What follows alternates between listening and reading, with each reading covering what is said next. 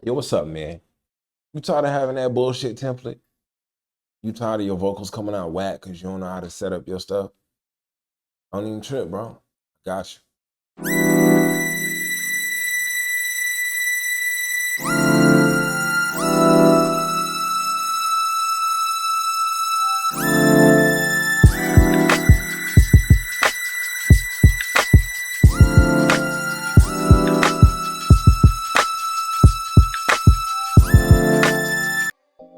So you see how this session is nice and organized? I got a beat track for chord, two vocals for my mains.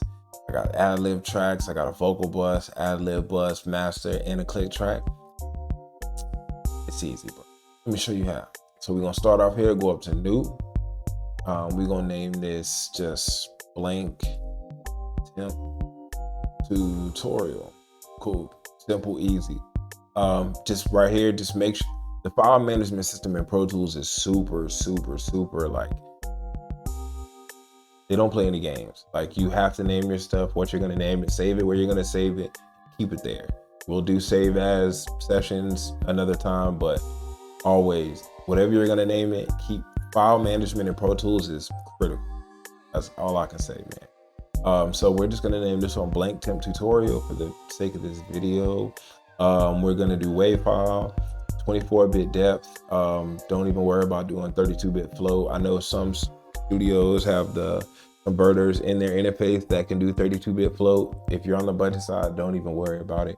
24-bit is perfectly fine for good audio, and we're gonna have a sample rate at 48 kilohertz. As far as your IO, you want to go to stereo mix. Trust me, we're keeping it simple.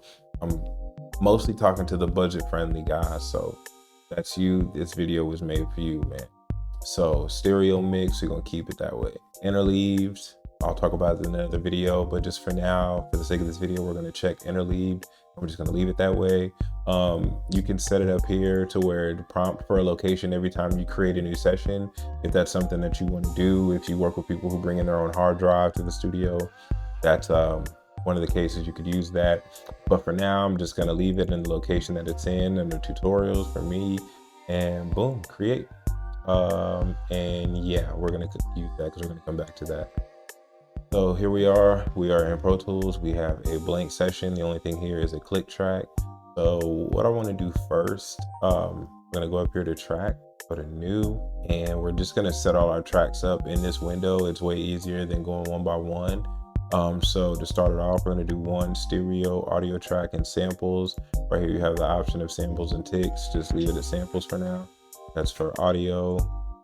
MIDI is the one that deals with ticks, has to do with the grid. And but for now, just keep it simple. We're gonna say audio track, and then we're gonna name this beat because this is the track that we're gonna put our beat on. So if you guys are using 2-track instrumentals, super easy to just pop it right in and plug and play. So next, we're gonna do a mono audio track and samples, but this is gonna be our record track. So I'm gonna name this record. Then we're gonna do our main vocal tracks. So I will do 2 mono audio tracks, leave those, that'll be vocals. We're just gonna leave that there for vocals. And then for our ad-libs, we're going to do 2 stereo audio tracks, and we're just gonna call this ad-libs, right? Boom. So then we're gonna move on to the next. We need somewhere to send these, right? So now is when we set up our stereo aux input. So we're gonna go here to our audio track, click aux input, and this is going to be vocal bus. And then we're gonna set up another one, and this is going to be a stereo as well, audio track. Nope, we're gonna change that to aux input. And then we're gonna come here and do add, we'll just put ads bus.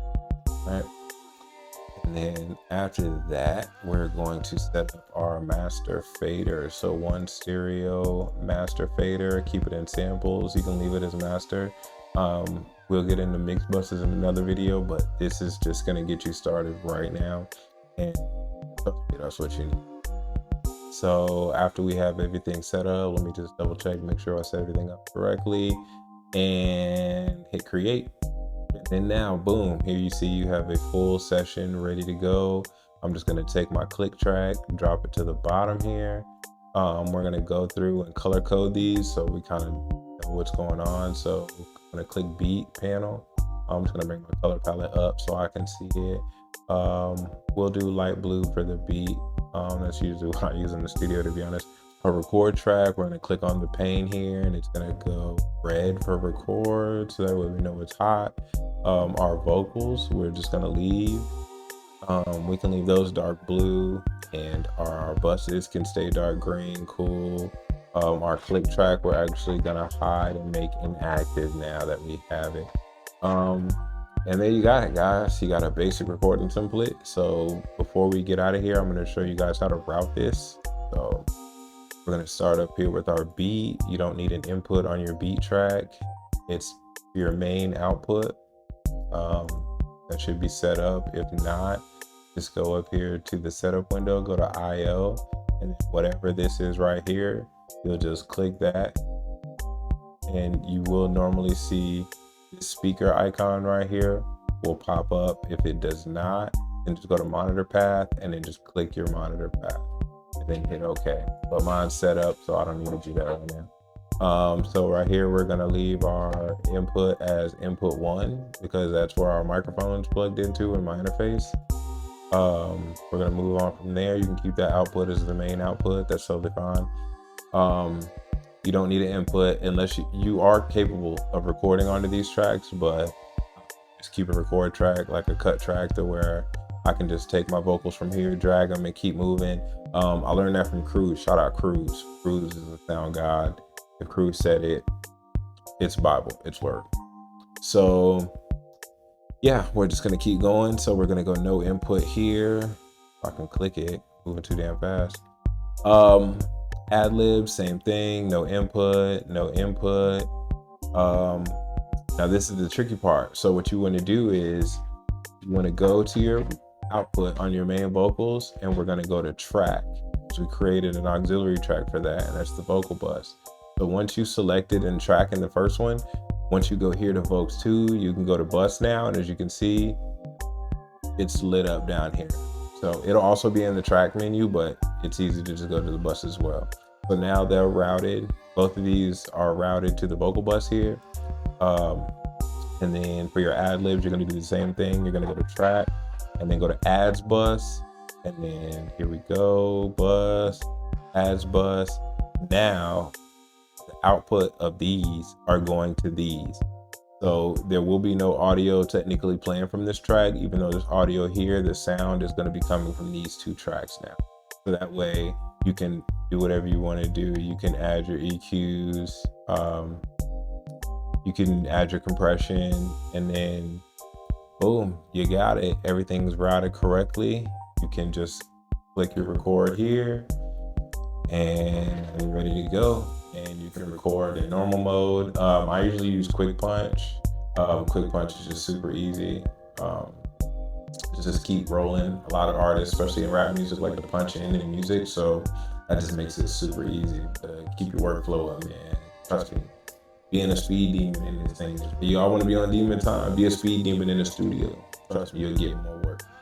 But also make sure it sounds good. Don't just rush through stuff. That's key. But yeah, so Quick Punch, boom. And for all my Mac users, to use the shortcut for Quick Punch, it is Command Spacebar, but you're gonna have to go up in your settings and turn off your commands for Spotlight search. And then once you do that, you'll be able to just command record. And as you can see, it's recording my audio right now.